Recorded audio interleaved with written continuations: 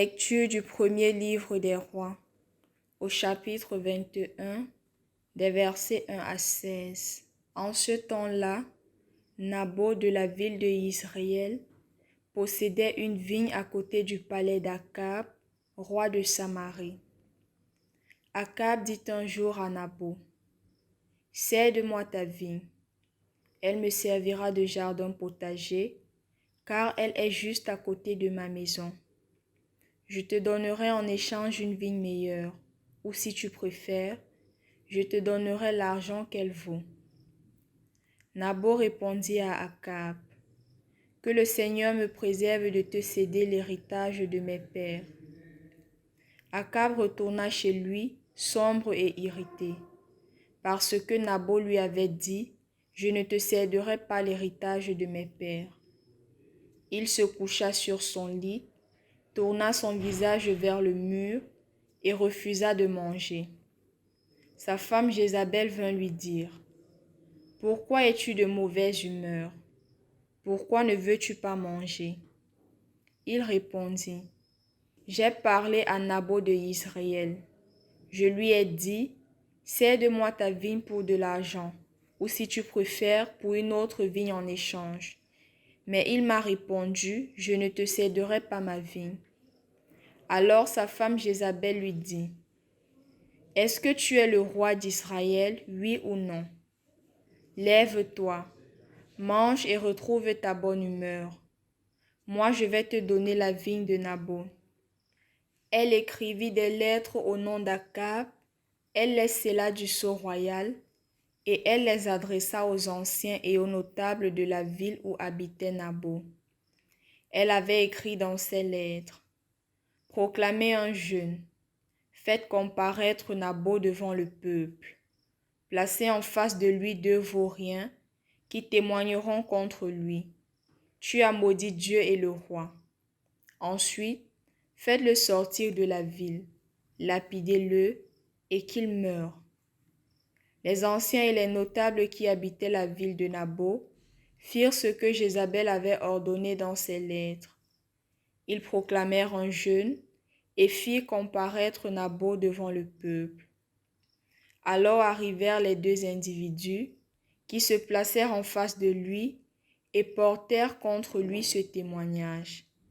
Naboth a maudit Dieu et le roi. On fit sortir Naboth de la ville, on le lapida et il mourut. Puis on envoya dire à Jézabel, « Naboth a été lapidé et il est mort. » Lorsque Jézabel en fut informée, elle dit à Akab, « Va, prends possession de la vigne de ce Naboth qui a refusé de la céder pour de l'argent. Car il n'y a plus de Naboth, il est mort. » Quand Akab apprit que Naboth était mort, il se rendit à la vigne de Naboth et en prit possession. Au nom du Père et du Fils et du Saint-Esprit, Amen.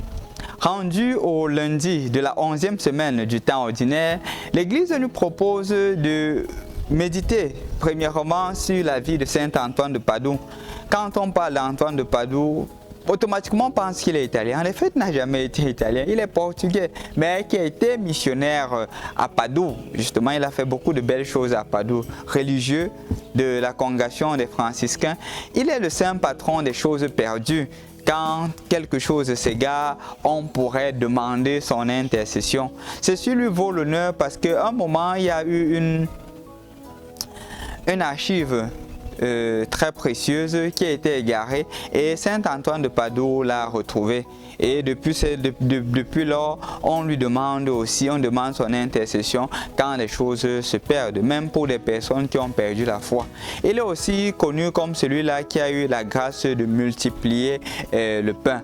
Quand, par exemple, la nourriture est insuffisante et petite, on demande son intercession et il est capable d'en faire autant, même pour les enfants. C'est un saint patron et docteur de l'Église. Il est le saint patron du Portugal et il est aussi docteur de l'Église. Il est présenté aussi à nous aujourd'hui comme un modèle pour les pauvres, un intercesseur pour les pauvres. Et des personnes qui sont pauvres pourraient demander son intercession pour qu'il les assiste. Chers frères et sœurs dans le Christ, aujourd'hui, spécialement la première lecture d'aujourd'hui tirée du livre des rois, nous invite à approfondir le sens de la propriété. On écoute l'histoire de Naboth. Akab voudrait prendre son terrain, il refuse de le vendre. Pour comprendre ceci, rendons-nous d'abord compte le sens de la terre dans la culture juive. La terre était quelque chose de transmise de génération à génération. Ton père te transmettait, toi tu l'utilisais, tu transmettais à tes fils transmettaient à tes petits-fils transmettaient à tes arrière-petits-fils. Il pourrait avoir un moment dans la chaîne que, à cause d'une situation, tu aies vendu ta terre ou tu aies donné ta terre. C'est pour cela que les Juifs avaient créé ce qu'on appelait le jubilé. Pendant 50 ans, après l'avoir utilisé pendant 50 ans, tu étais supposé remettre la terre aux propriétaires parce que justement c'était l'année du pardon général. Naboth, conscient de cela, ne pouvait pas vendre la terre parce qu'il n'était qu'un administrateur de cette terre. La terre ne lui appartenait pas. C'était une succession pour les ancêtres. Et donc il a dit non. Mais regardant justement Jézabel, qui ne peut pas accepter cela, décide d'ôter sa vie pour donner la terre à Akab. Frères et sœurs dans le Christ, je voudrais qu'on médite profondément sur cela parce que c'est un problème qui devient de plus en plus pressant dans notre pays, le fait de l'expropriation. Je n'ai rien contre l'expropriation, je n'ai rien contre le développement, non, au contraire, je l'encourage. Je suis en faveur du développement. Quand il m'est arrivé de sortir du pays et voir les autres pays bien développés, j'étais content. J'étais en train de me dire en moi-même que voilà, il faudrait que mon pays soit ainsi. Quand je vois les routes bien tracées ailleurs, je voudrais que mon pays ait aussi des routes bien tracées. Pourquoi ne pas? Parce que Douala-Yaoundé, on prend combien de temps? On pourrait faire cela en moins de temps. Je voudrais cela. Et justement, même avoir des gratte-ciel comme le pays que j'ai visité, je dis que mon pays pourrait aussi avoir des gratte-ciel. Je suis d'accord et j'encourage cela. Mais je pense et je crois fermement en rapport avec la situation de Naboth que c'est quelque chose qu'il faudrait faire en tenant compte de notre culture africaine. Parce que malheureusement, on ne tient pas compte. On ne tient pas compte du fait que parfois il faudrait tenir compte qu'il y a des locaux qui seraient propres à une culture, qui seraient propres à un peuple. Au point où par exemple ensevelir les morts, parce que dans la culture on ensevelit les morts d'une manière, l'expropriation ne doit pas mettre de côté cela.